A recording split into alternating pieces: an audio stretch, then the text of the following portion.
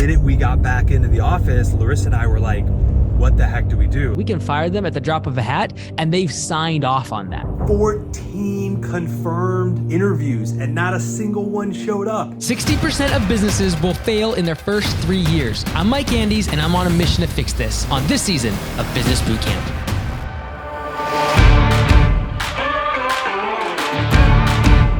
What is going on, everybody? It is Will, and we are about 30 minutes out from our third coaching call with Mike Andes with Business Boot Camp, and we are super pumped. Aren't we, little people? Aren't we pumped, Riley? Yeah, we're pumped. Aren't we pumped, Zuko? Are we pumped? Yes, we are a pumped family over here. Call number 3, let's go!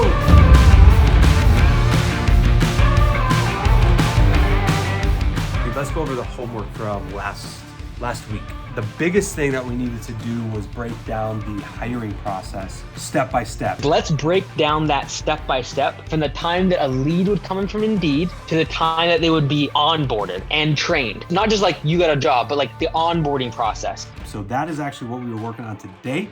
Normally we don't wait till last minute like this, but we had a lot of stuff going on with Thanksgiving and everything. So we've got 3 pages of a standard operating procedure for our GM now. I'm like super meticulous, so I've got like all these different details into it. Basically, so like what we're going to do is like conduct a phone interview. Here are kind of the questions. Book an in-person interview if they pass that. Okay. And then here's kind of the email that we send out. I also added, and I think I learned this from you, we're starting to attach a P4P video of like literally a 45-second clip of like how we pay. It removes the ceiling, you can make more money, because like last year I literally went through the phone interview questions and booked 14 interviews and not a single person showed up for the interview. Literally like date and time, they confirmed, and like 14 in a row didn't show up. I was like, okay, we have to figure this out. Houston, we have a code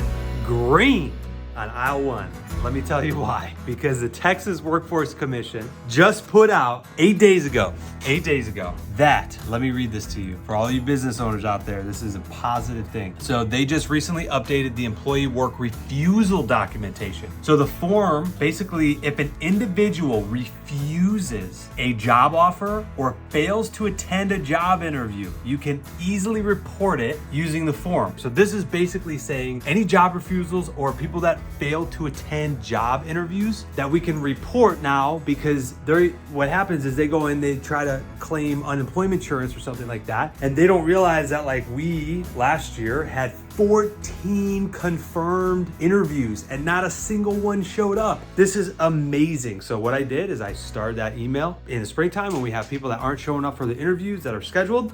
We are definitely going to report that, because we don't want them to go and claim unemployment insurance when we're trying to hire them and trying to provide a good job for them and a good, healthy work environment. So positive news, everybody. One thing I would add is text messages. Once you confirm on the phone, people like don't write stuff down, especially younger guys. They're like, oh yeah, I'll be there tomorrow at 4. Totally space on it, right? I would really recommend a follow-up text message right after you confirm the appointment, as well as one the morning of that day. I've even done it where I do a third one like an hour before, just to like that. They'll get those, they'll open those up. So, but everything else looks really good. So we put them on each piece of equipment for like a 3-4 minute session of like, see how familiar they are, if they know how to start it and stuff. We do a second interview, and really just because we want to see if they can like come and follow up. And this is a ride along interview. We have them come out and ride with a team member for 1 hour, and they actually mow like a couple properties with that individual. They get to ask them as many questions as they want. And then we send the email. We attach another video too as well in email. And this just says why we're different. You know, we're a debt-free company. We don't have all this massive leverage debt against us, about to go out of business if something happens. We're a faith-based company. We don't work on Sundays. So we have in here to go through our mission, vision, and core values, because I think for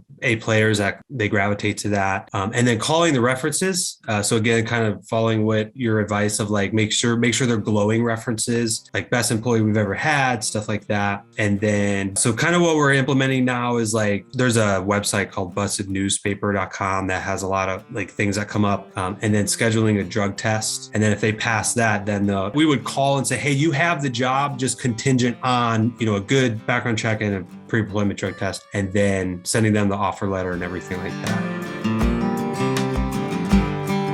I wanted to share with you guys a story. So we make all of our employees that work with us sign a drug test form saying that if there's any suspicion, drug tests, like we're able to test them out of the blue on any day at any moment while on the clock of like, hey, you got to go take a drug test. So we had never had to implement that ever, but this particular employee, everybody was already there for the day. We were all standing outside of our garage and it was on 420. This particular employee was the last person to show up to work, and we were out there talking for like 5-10 minutes. I think he actually like walked up a little late that day, but the minute that he walked up late, it started smelling like marijuana. Right out of the gate, I could tell that this particular employee's eyes were a little red. He was kind of acting funny, kind of showed up late, right? So we didn't really know what to do. In fact, we actually sent him out on the route and gave him the keys, had him roll out. But like the minute we got back into the office, Larissa and I were like,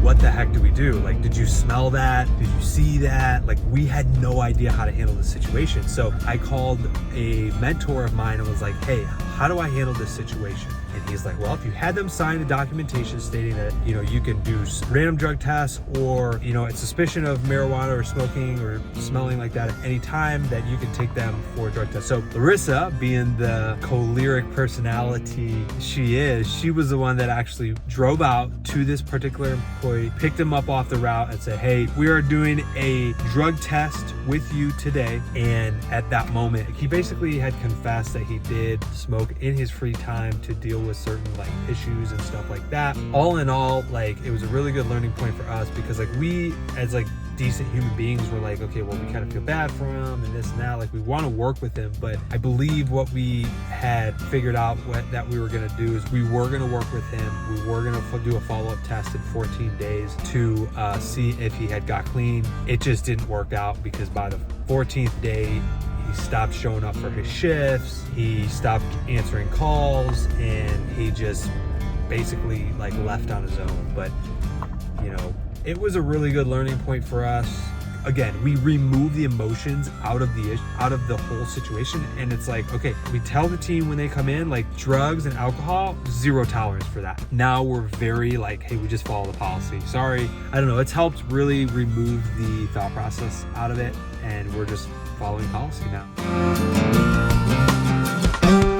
Because my only concern is really good employees have like 4 job offers usually within a day or two in this market. And so when you start adding time into this, like, okay, we're going to give you a job contingent on 3 days from now or 5 days from now, that's when you sometimes lose your best people, because they can go get a job in a heartbeat. And a lot of the entry-level guys, they need money this week. Like they are looking for a paycheck. And so that'd be my only concern, because I love this model. I would love to be able to use this. But what we had to do over the past couple of years is compress all of this massively, but then do everything you need to essentially, outside the references, make a decision. And then after that decision is made and you actually give them a job offer, then they can do the drug test, they can do the background check and all the rest of it. So yes, you might end up having to let someone go after 3 to 5 days of them working for you. My concern is that in this labor market, you're going to lose out on your best employees simply due to the fact that the time it takes to get a job offer in front of them is so long. Because we've had it before too, where we've given job offers and they've actually accepted and signed, but then we just said, okay, well, we just need to wait for the drug test to come back or the background check. Well, now that's a week gone by, and then they text us the day before they're supposed to actually show up for work, and it's like, hey, I got another job. In the perfect world, this is the best way to hire. Having multiple interviews, having them on pieces of equipment before you even offer them a job, etc. But in the environment where you're literally going to struggle to get them even to show up to an interview, that is probably going to mean that 70% of the people that you just see in front of you, you'll end up hiring, because you've already weeded out 95% of people that contacted you just by someone that shows up for an interview. So I would recommend potentially saying, okay, let's make this first interview a little bit more longer. We actually get them out on a piece of equipment, see how they do for 3 minutes or whatever it might be. The job offer can always be rescinded, and you can make sure in your hiring documents that you actually put a probationary period in there, so it's very easy to fire them for whatever reason. So for example, we have a 90-day probationary period, which means anytime in the first 90 days, we can fire them at the drop of a hat, and they've signed off on that. If you said, hey, it's a 14-day probationary period, we want to get you hired, we loved you in the interview, your references were great, let's go ahead and get you started, because again, like we're talking 70-80% of these guys need work tomorrow, and they need work this paycheck. As we head into a recession, they don't have unemployment to fall back on as much. They don't have stimulus to fall back on like they have the past couple years. They need work like ASAP. And if they're a good worker, unfortunately, they're going to go get 2 more interviews that same day because they show up to yours, they're going to show up to 2 others, and they're probably on top of their game. They got a whole bunch of them lined up, and basically whoever offers a job to them first is going to get him. Now, then you got to deliver on all these things that you're trying to sell them up front, which is like culture, faith-based values. Deliver on that in the first 7 days in your training side. I feel like a lot of this should be your training and onboarding, because that upfront is a matter of just get good people in the door, then train them. And if they're good people, they'll fall into the culture. Gotcha. And this is not the best system. It's not. It's just the fact that's what we have to work with in this labor market. Owners like Will will always be successful simply because they take action on the things they need to improve in the business. Every single week so far, Will has come to the table with the things that were requested from the previous week and actually executes against the things that he knows needs to be done in the business. I think today is a great demonstration of someone who does think analytically and breaks things down into very small pieces, as do many entrepreneurs. However, he doesn't let him slow him down from taking action and actually having the meetings with managers, actually putting pen to paper and making the system and then carrying it out. That's what leads to business success. Execution, not perfection.